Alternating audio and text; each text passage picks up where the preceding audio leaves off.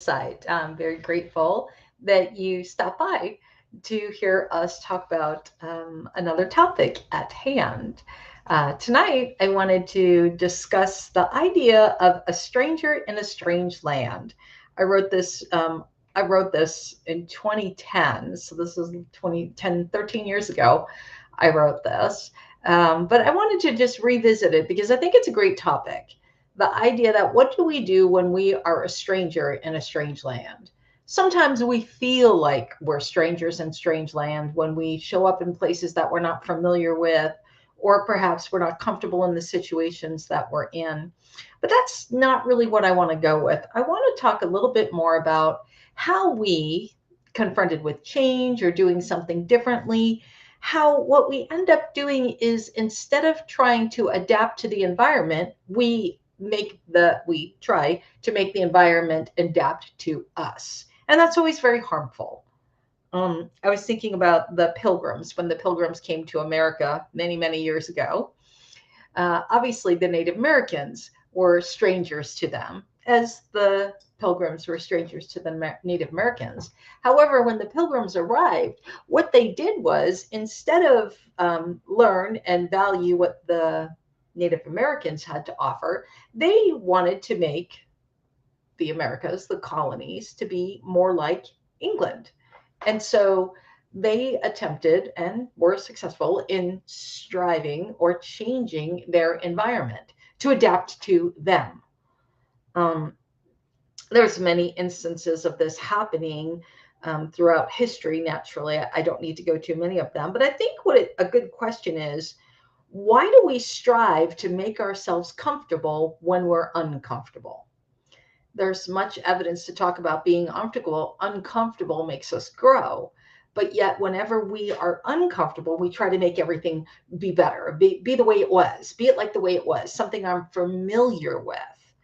Now, naturally, when we strive to make things what we're familiar with, there is nothing different. There's no growth. We just have the same thing over and over again. Um, when we when we are settling into something, we there's that phase. You know, when you buy a new house or you get a new car or no a new job, new relationship, there's that newness and that excitement, and then eventually it wears off. And so then we start to do things like rearrange the furniture or put a new moonroof in the car or spice up the relationship or try to do something different at the office. So we're trying to attempt to change it, to make it be more like us. And what I want to address is the idea of perhaps maybe if we learn to adapt to the environment and go with the flow, we'd have less stress in our lives.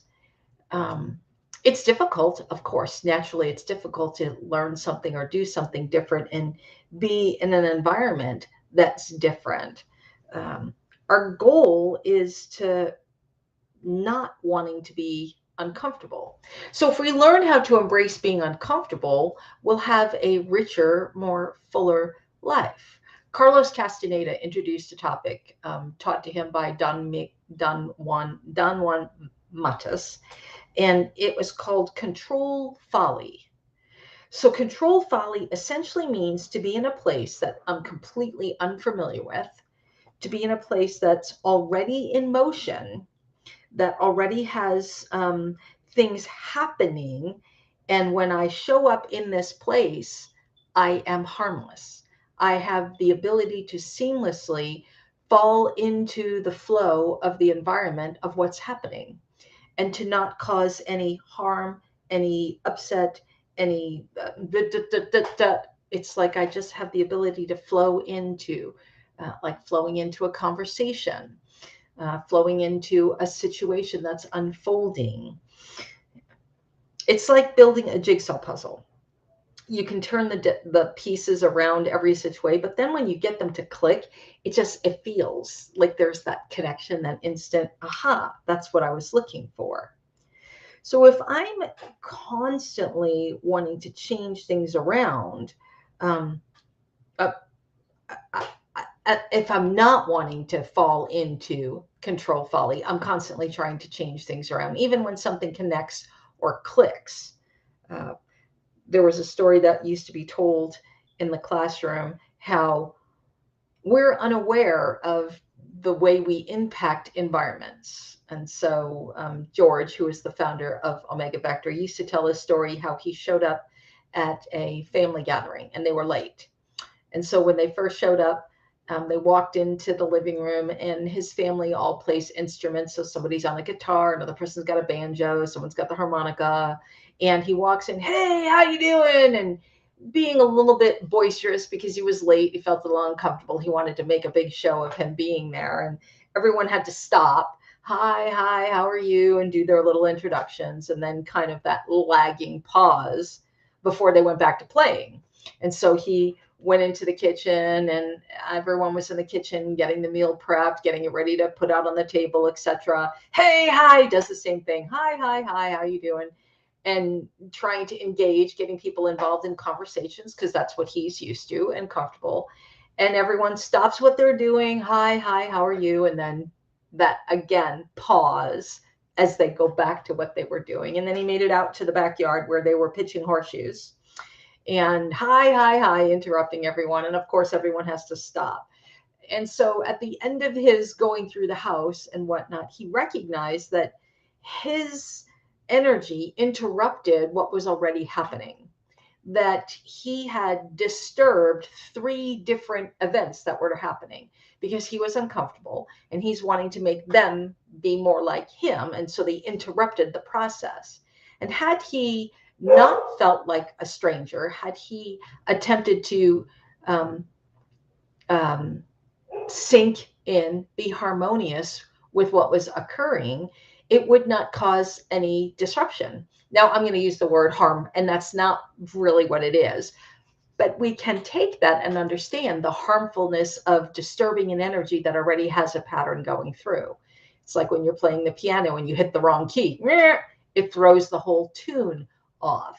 So he recognized that because he felt like a stranger, he changed the energy out of his own uncomfortableness rather than taking an opportunity to just step into what was already folding.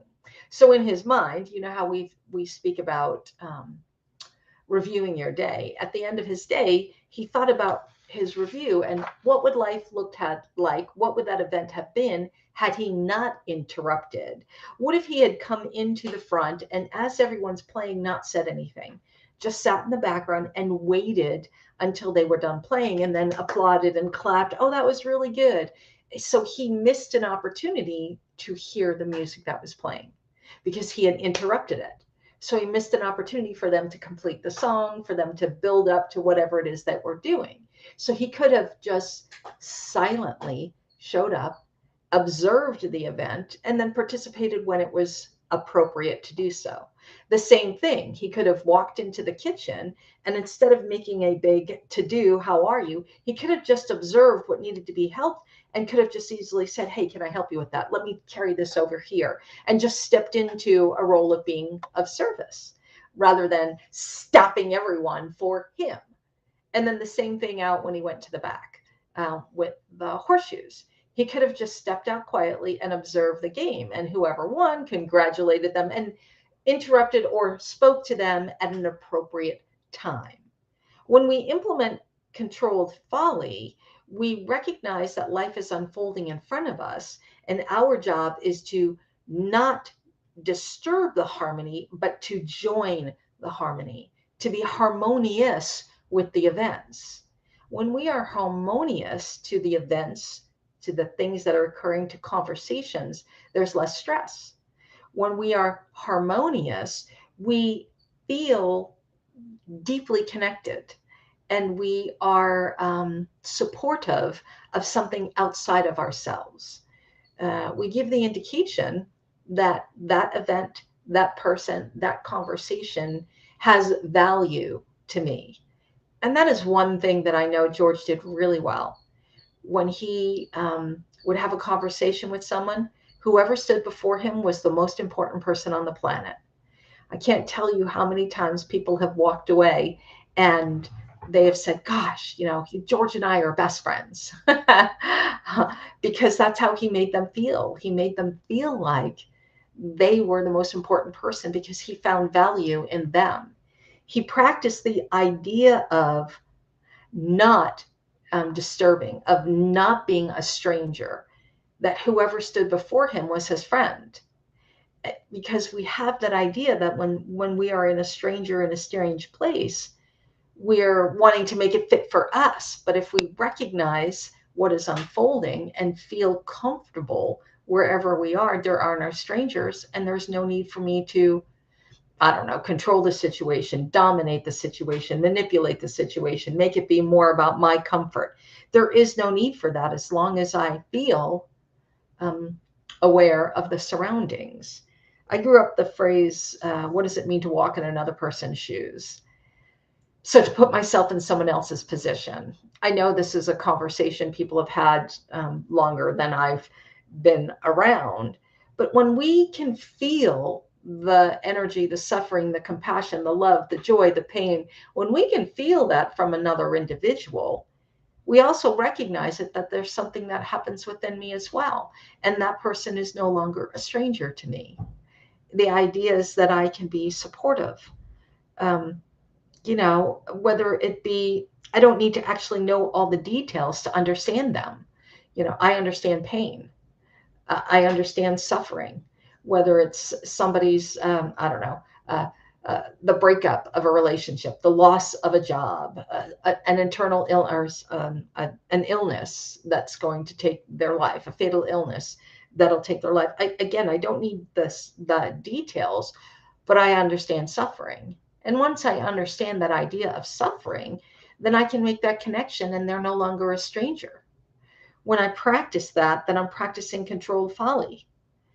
And what I would understand then is the idea that they might be feeling strangeness as well. And so if I understood compassion, my goal will be to make you feel not like a stranger, that we are all one. Um, it's not like you want to ignore any of the stress or you don't want to ignore their suffering. Of course not. When I can step into your shoes and I recognize that you're in pain, just as I understand what pain to be, then I've learned to embrace you and support you. When I'm a stranger in a strange land, I don't want to support you. I want to change you and make you be the way I want you to be, make the situation be the way I want it to be, my expectations. And we get so caught up in our own ego, arrogance, fear, uncomfortability that we miss opportunities to make contributions to people. We miss opportunities to truly see another human being, to look into their eyes, and there too is somebody just like me. They struggle just like I do. And then I don't need to feel the need to make you do things the way I think you should do them.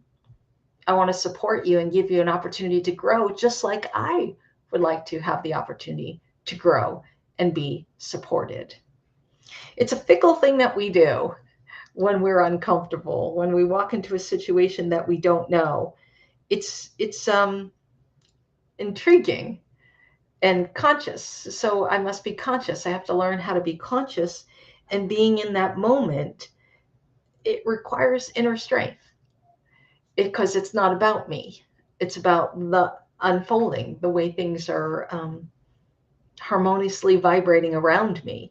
It's to learn the vibrations. That's what harmony is, to learn the vibrations of conversations, of events that are unfolding, and compassion.